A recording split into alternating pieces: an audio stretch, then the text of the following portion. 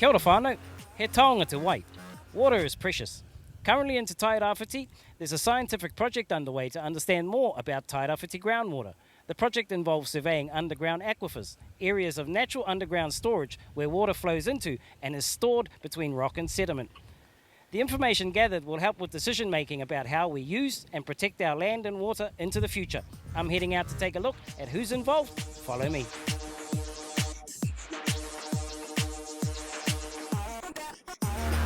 This is a project about understanding where our future water sources are, because as we know, 4 years ago, Ruatoria ran out of drinking water.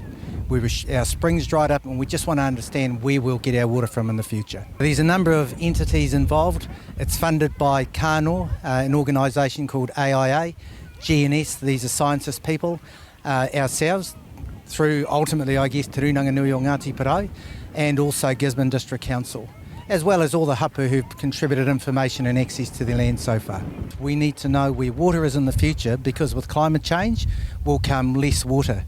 So where do we get it from when all our springs dry up? So I think it's understandable why there's fear and concern. I think the bigger discussion for hapu is to decide how and who will use and access this information.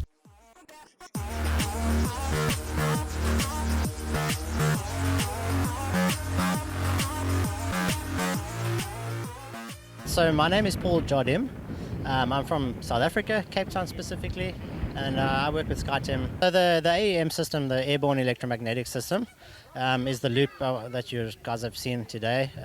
It consists of, if you think about it, the guys that are walking on the beach with the little metal detector type thing. The system is basically just that on a really larger scale, and I suppose a little bit more in depth in electronics and so on. So the system, basically we fly it above the ground and it sends the electromagnetic signal into the ground, and obviously for the specific application we're using it for, it'll bounce back a signal and the receivers will pick it up, and the data then goes to really specialized computers, supercomputers, and it deciphers what is in the ground, how deep it is, and so forth. Yeah. Now, for a lot of people out there who are worried about seeing this this machine in the sky, there's a little bit of fear out there. Is there any, I suppose, harm that can come from anybody underneath this thing? No. I've turned out quite all right. I don't look that great anymore, but it's definitely not from the system. No, there's no harm to anyone or anything like that. So I don't think anyone has anything to worry about in that sense.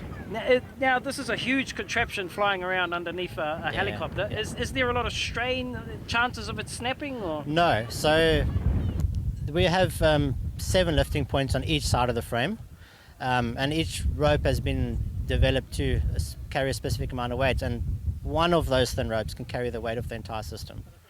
That's how strong it is. System's about 740 kilograms, and even if all the ropes had to break, inside the frame that you see, the white frame, there's a safety rope in there, and it's connected to everything. So if you had to whack it into a mountain, it would just crumble into a ball, but still be tied up together. So it'll never ever fall out of the sky, dropping on anyone or anything. So there's so much safety involved. There's really not much to worry about. The team has finished the aerial survey on the East Coast. When they come back, we'll catch up with them and bring you the results of the survey. That's my lot for Kapu Tairawhiti. We'll catch you next time.